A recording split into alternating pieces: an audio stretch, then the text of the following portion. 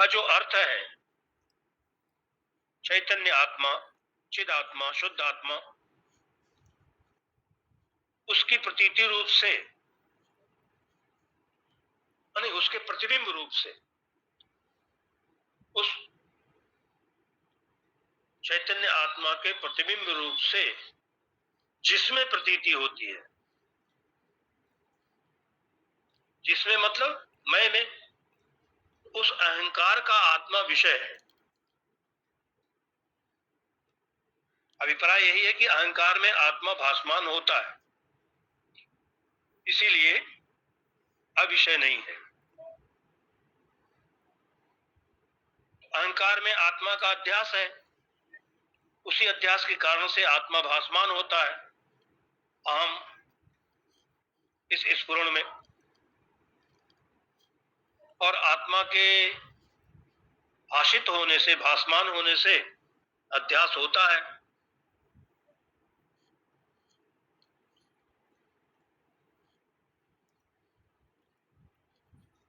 अपरोक्षत्वाच्च प्रत्यगात्मा प्रसिद्ध है।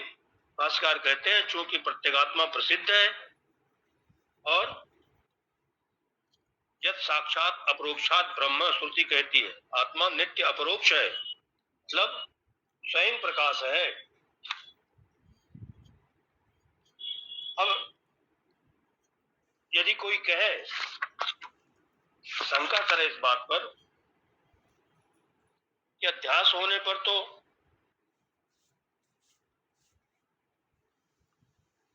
परस्पर आश्रय दोष आएगा, अन्य आश्रय दोष।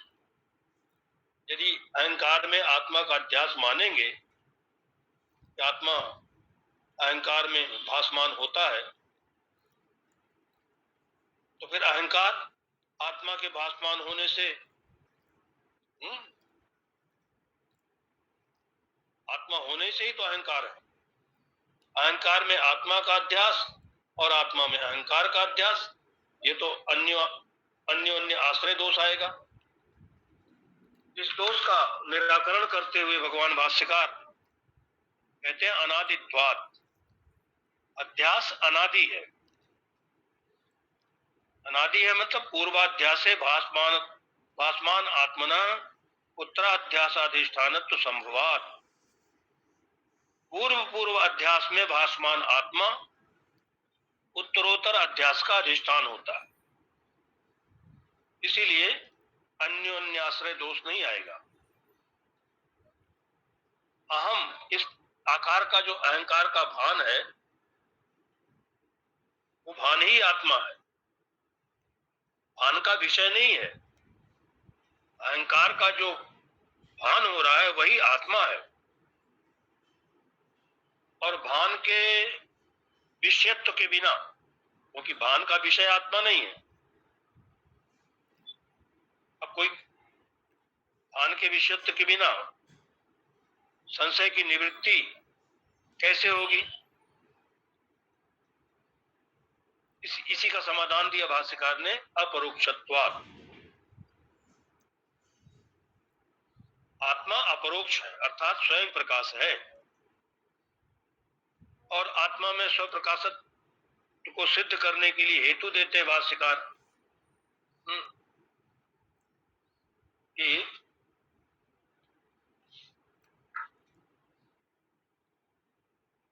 प्रत्येक आत्मा प्रसिद्ध है। तो बालक से लेकर के पंडित तक किसी को भी आत्मा के बारे में कोई संशय नहीं होता, सबको ये प्रसिद्ध है, इसीलिए आत्मा स्वप्रकाश है। आत्मा स्वप्रकाशत्वेन भासमान होता है, इसीलिए वह आत्मा अध्यास का अधिष्ठान हो सकता है।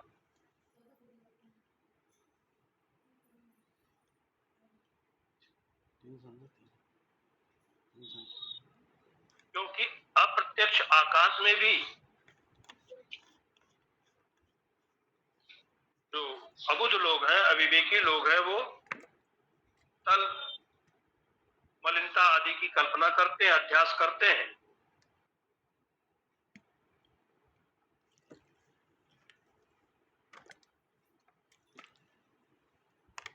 और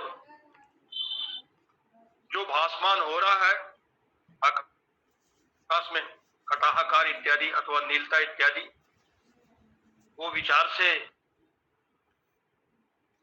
मिथ्या सिद्ध हो जाता है।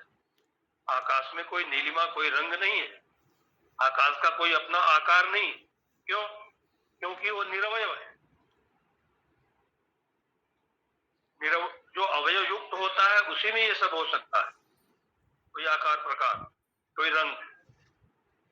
निरवय पदार्थ में ऐसा कुछ, जैसे आत्मा निरवय है, उसका कोई आकार नहीं है, कोई रूप नहीं। तो इस प्रकार से प्रत्येगात्मा में अनात्मा का अध्यास होता ही है, इसमें कोई विरोध नहीं है। और इसी अध्यास को तमेतम एवं लक्षणम अध्यासम पंडिता अविद्या इति मन्यन्ते।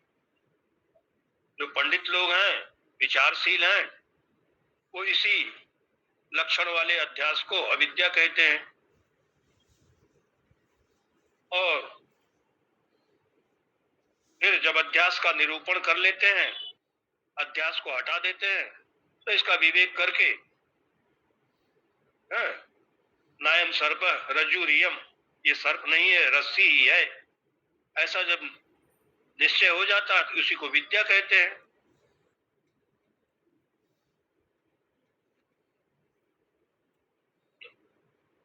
ऐसा होने पर भी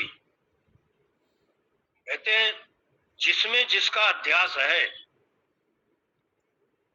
उसके गुण अथवा दोष के साथ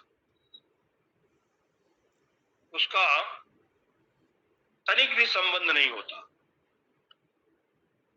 जैसे रस्सी में सर्प का अध्यास है तो सर्प के गुण दोष रस्सी में नहीं आ जाते। अब यहाँ आत्मा और अनात्मा का अध्यास, आत्मा शुद्ध चैतन्य और अनात्मा सारा जगत प्रपंच, इनका जो परस्पर अध्यास है, इस अध्यास को ही निमित्त मान करके सारे लौकिक और वैदिक प्रमाण प्रमेय व्यवहार हुआ करते हैं। और सारे जितने विधि निषेध परक शास्त्र है अथवा मोक्ष परक शास्त्र है, वो सब भी इस अध्यास को लेकर के ही प्रवृत्त होते हैं। यही निमित्त है सारे व्यवहार का।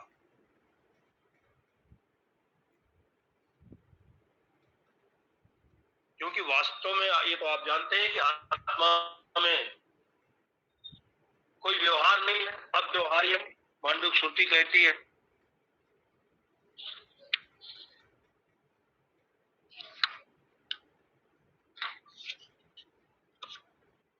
तो अविद्या वाला आत्मा है आश्रय जिसका,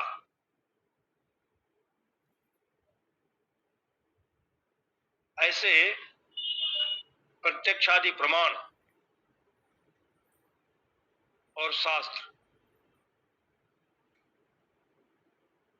इनमें प्रामाण्य कैसे है? राधे सुशील को माल देता है, ये सुशील को, गोविंद सुशील को माल देता है। इस बात को भाष्यकार तो स्पष्ट करते हैं कि मैं बात करूं तुम देह इंद्रियादिषु, देह इंद्रियादि अपि कंदोनी अहम मम अभिमान रहितस्य प्रमातृत्वानुपत्तो प्रमाण प्रवृत्त्यनुपत्तेः। देह और इंद्रिय, शरीर इंद्रिय आदि में अहम मम, मैं और मेरा, इस अभिमान से रहित व्यवहार तो पूछो। पुरुष का प्रमातृत्व असिद्ध होने पर प्रमाता की उत्पत्ति नहीं होती है, और जब प्रमाता ही नहीं रहा तो प्रमाण की प्रवृत्ति भी नहीं होगी। इसीलिए इससे सिद्ध होता है कि इंद्रियों का ग्रहण किए बिना नहीं इंद्रियाणि अनुपादाय प्रत्यक्षादि व्यवहार संभवति।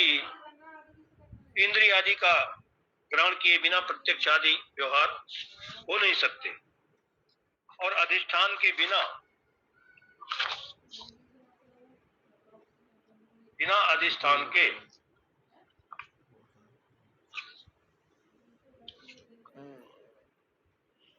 प्रत्यक्षादि प्रमाण और शास्त्र, इनका आश्रय मतलब बिना अधिष्ठान के बिना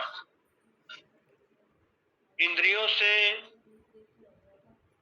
खटपट आदि का व्यवहार जो होता है वो संभव नहीं है। कहने का तात्पर्य कि जिसमें आत्मभाव अध्यस्त नहीं है उस शरीर से कोई व्यापार नहीं हो सकता। ये सब अध्यास न हो तो आत्मा तो असंग है।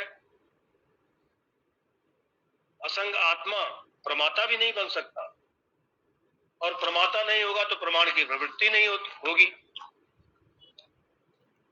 प्रमाता, प्रमेय, प्रमाण इत्यादि प्रवृत्ति जो है वो सब अध्यास के कारण से ही, अध्यास से ही होता है। इसलिए भाष्यकार समाधान देते हैं कि तस्माद अविद्यावद विषयाणि एव प्रत्यक्षादीनि प्रमाणानि शास्त्राणि च। इसलिए प्रत्यक्षादि प्रमाण, प्रत्यक्ष, अनुमान, उपमान, अनुपलब्धि, अर्थापत्ति इत्यादि और शब्द प्रमाण, ये जो 6 प्रमाण माने गए हैं, ये सारे प्रमाण और शास्त्र का आश्रय ये अज्ञानी के लिए ही है जो अविद्यावान है। और उसके व्यवहार में भी कोई विशेषता नहीं है। पशु आदि के व्यवहार से और विद्वान के व्यवहार में कोई अंतर नहीं है।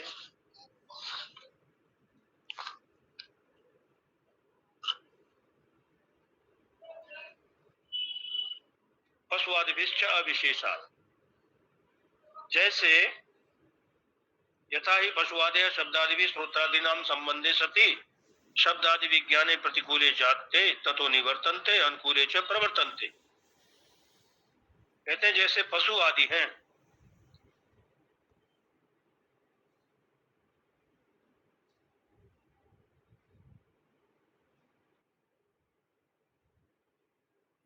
उनका शब्द आदि का जब स्त्रोत्र आदि के साथ संबंध होता है तो शब्द आदि का ज्ञान यदि प्रतिकूल है, चाहे पशु को सुनाई दे रहा है, तो उससे वो दूर भागते हैं, निवृत्त हो जाते हैं। यदि प्रतिकूल होगा, जैसे कोई डांटते हुए, चिल्लाते हुए, क्रोध करते हुए पशु की तरफ आएगा तो भागेगा। और यदि अनुकूल है, शब्द उच्चार करके प्यार से उसको बुलाते हैं तो पशु भी नजदीक आ जाता है, तो उसकी ओर प्रवृत्त हो जाते हैं। प्रतिकूल से निवृत्त होना, दूर होना, हटना, और अनुकूल शब्द आदि सुनाई देने पर पशु इत्यादि भी उसी की ओर चले आते हैं, प्रवृत्त हो जाते हैं। और जैसे पशु देखा गया है कि पशु किसी को हाथ में डंडा लेके उठाए हुए देख करके और कुछ शब्द भी जोर जोर से बोलते हुए जब उसकी तरफ जाता है कोई, तो वो भी ये समझ जाता है कि मुझे मारना चाहता है, और ऐसा समझ करके वो भागता है वहां से। और यदि उसके हाथ में हरी हरी घास होती है और वो प्रेम से उसको पुचकारता है, बुलाता है, तो वो पशु भी उसके सम्मुख, उसके नजदीक चला जाता है। ऐसे ही विवेकी पुरुष भी,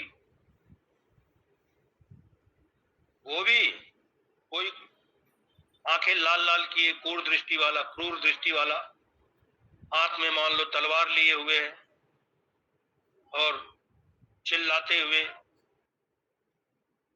ऐसे किसी बलवान पुरुष को देखते हैं, विवेकी पुरुष भी, तो वो उनसे हटने का ही प्रयत्न करते हैं, दूर हट जाते हैं, भाग जाते हैं। और इसके विपरीत व्यक्ति की ओर उन्मुख होते हैं, प्रवृत्त होते हैं। इससे निश्चय क्या होता है? इससे यही पता लगता है, अतः समान पशुवादि भी पुरुषाणाम प्रमाण प्रमेय व्यवहार। इसलिए पुरुषों का प्रमाण और प्रमेय व्यवहार वो पशुवादी के समान ही है।